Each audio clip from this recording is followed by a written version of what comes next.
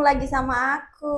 Aku kali ini mau tanya-tanya seputar kehidupan dan pekerjaannya Elsa ya. Priscilla Elsa. Halo, Hai. perkenalan diri dulu dong singkat-singkat, kasih tahu. Halo. Apa kita harus ada nama panggilan untuk fans kita? Enggak, belum mikir ya Oh, kak belum ya, mikir.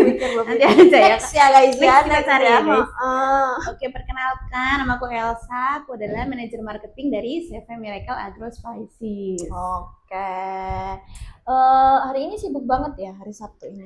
Enggak sih, sebenarnya kalau hari Sabtu tuh kita bisa dibilang lebih longgar ya daripada hari-hari Oke, biasanya. I Begitu. see. Udah bisa dimulai. Ini minumnya bisa diminum Oke, ya? ini nggak sponsor ya. Oh iya, nggak sponsor ya, Bes? Sponsor ya, Oke. guys. Pertama-tama itu bisa dong diceritain gitu sedikit tentang dirinya Kak Elsa gitu, versi santai aja ya, nggak usah yang formal-formal gitu ya.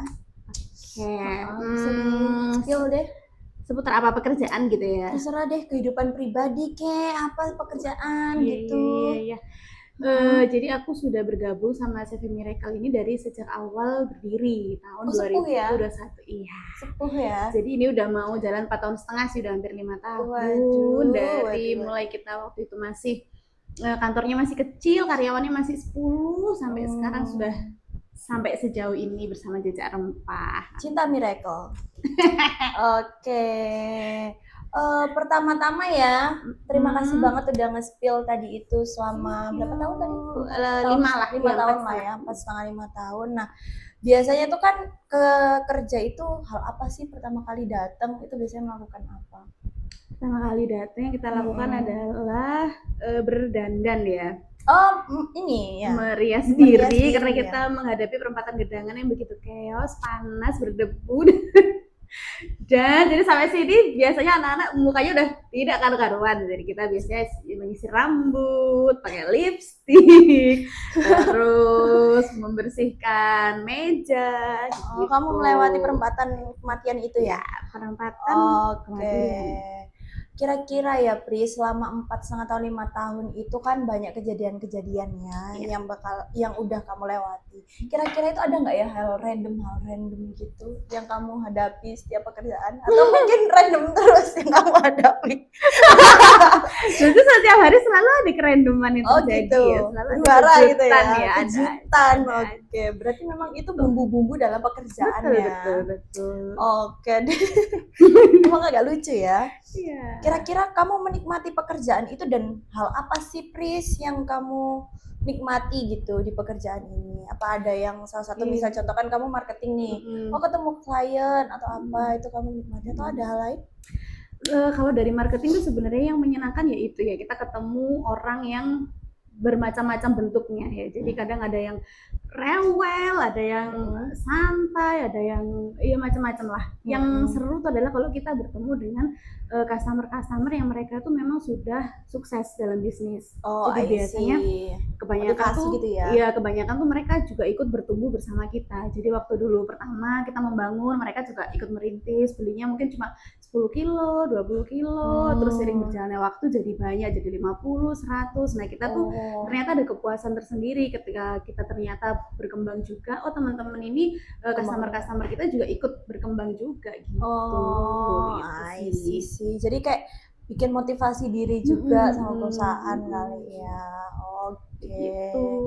Terus abis gitu nih, skill apa sih yang dulu itu kamu kayaknya nggak kepake nih, tapi waktu di pekerjaan tuh kayak ya ampun ini kepake banget gitu. Kira-kira ada nggak? Skill berpura-pura ya. Berpura-pura in positive way. Karena kalau kita bekerja jadi frontliner ya guys, kalau misalkan jadi frontliner tuh ya menjadi sales atau misalkan kayak customer service gitu-gitu, baik by phone atau ketemu customer tuh kita pasti ada sisi kepura-puraan, berangkat dari rumah kayak aduh hari ini males, atau misalkan ada keributan atau kita lagi bad mood, tapi ketika kita bertemu customer kan halo bapak pagi kayak gitu. Ya. Saat ditutup teleponnya kayak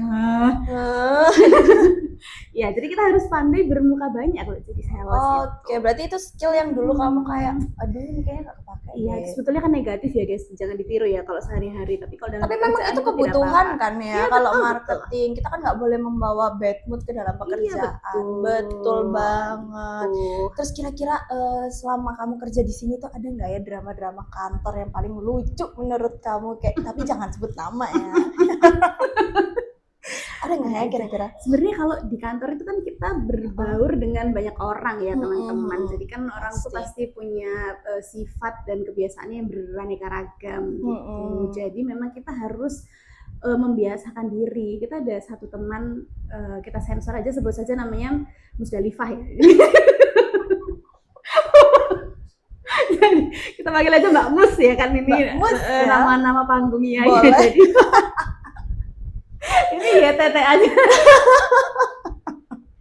Jadi si Mbak Mus ini memang dia orangnya agak unik ya. Jadi dia kalau kan kita ini tinggalnya di Sidoarjo ya guys, di Surabaya. Jadi kalau orang-orang Surabaya itu memang kita kayak berkata-kata kasar gitu ya, seperti jancuk dan lain-lain, itu adalah hal yang wajar ya. Lalu di situ kan wujud keagraban kayak gitu. Nah, jadi si Mbak Mus ini emang dia suka mengeluarkan kata-kata mutiara seperti itu. Jadi kadang kalau bertemu dengan teman-teman yang mungkin agak sensitif atau agak baperan, nah itu kadang ada yang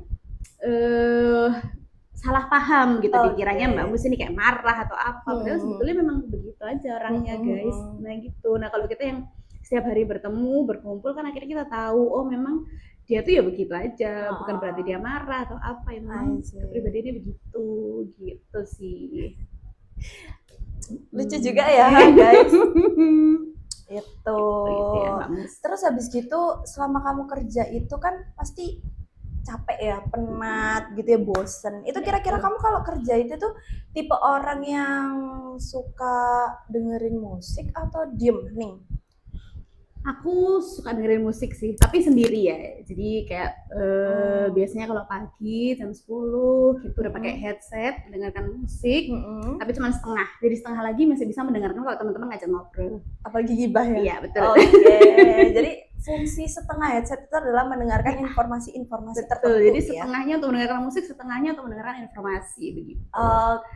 Jadi kayak gitu ya. Kita harus tetap musikable ya, Bes ya, supaya kita tuh fokus. Terus habis gitu selain fokus, selain musik ya guys, apa ada makanan atau minuman yang selalu ada di meja kamu supaya kamu itu fokus gitu dalam bekerja? Ada sebetulnya dia adalah minuman yang selalu ada di meja semua anak-anak kantor ya. Tapi kalau anak-anak kan sukanya kopi. Kalau aku kebetulan aku tidak bisa ngopi. Jadi aku biasanya matcha atau minuman coklat gitu. Pokoknya ada gula. Pokoknya harus ada supaya gula. Supaya harimu sugar rush terus guys. Gitu. Selalu ada gula dalam kehidupan ini. Lanjut guys. Karena kamu udah secinta itu dengan Miracle ya. Apa yang bikin kamu merasa kayak wah kerja di sini tuh enak banget sih? Yang pertama tentu teman-temannya ya. Kayak aku juga ya. Karena kan kalau kita di kantor tuh pasti setiap hari itu kan bertemu dengan teman-teman. Kalau teman-temannya nggak seru atau teman-temannya mungkin saling kayak apa sih kayak gitu, senioritas dan lain-lain, kan pasti kerja juga nggak nyaman. Jadi yang membuat nyaman bekerja adalah nomor satu adalah teman-teman.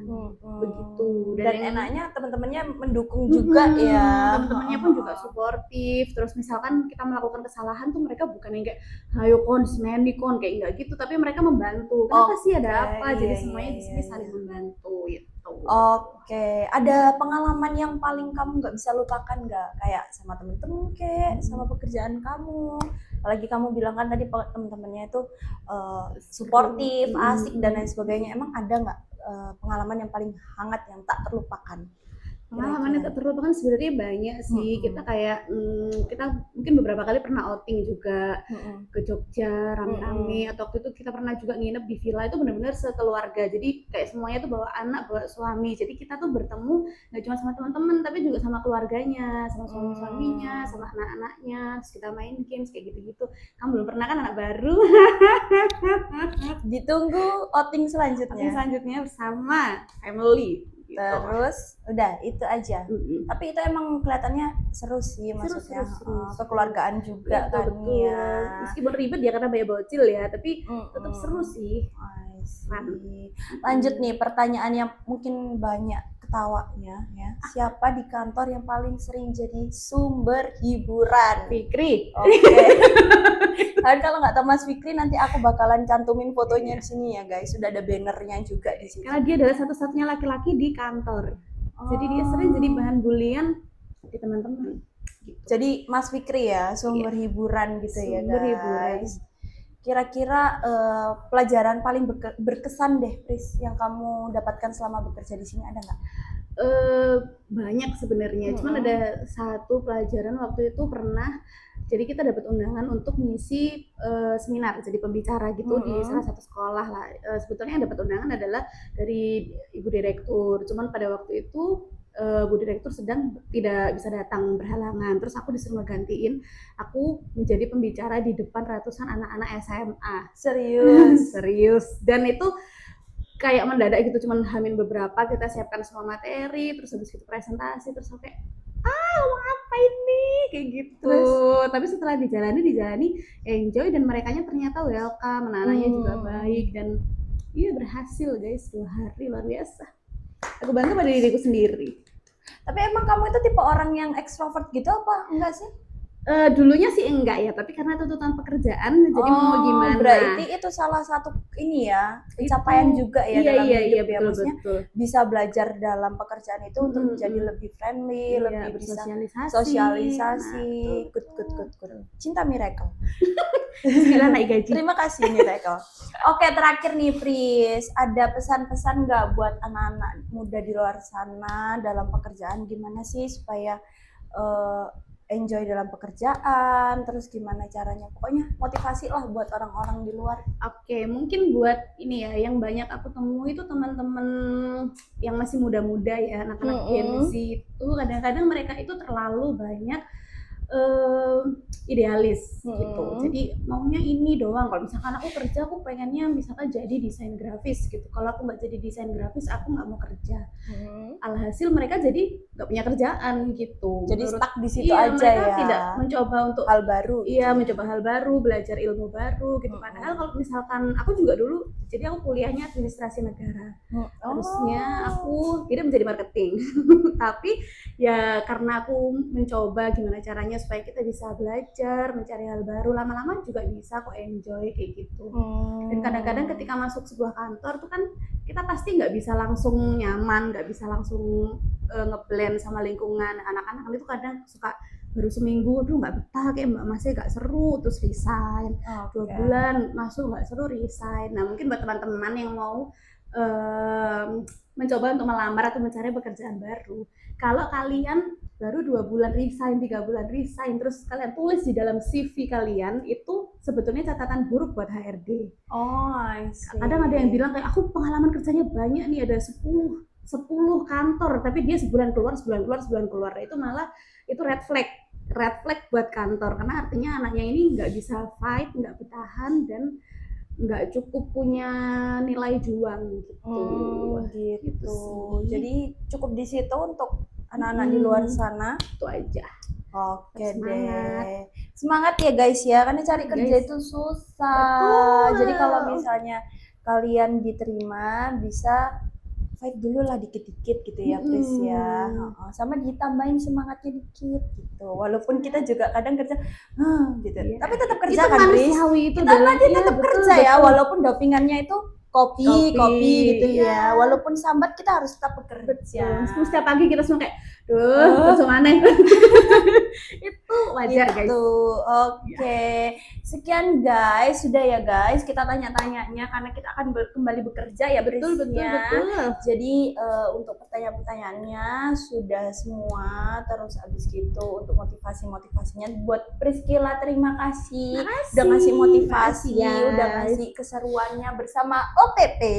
Obrolan pegawai pusing. Ini namanya baru nemu kemarin guys. Iya, ini baru kemarin nemu. Kita juga kasihan sama yang kayak gitu. Jangan deket-deket ya Kak ya. Ini kalau lawan-lawan nanti diencok Kak. Iya, terima kasih ya guys ya. Dadah.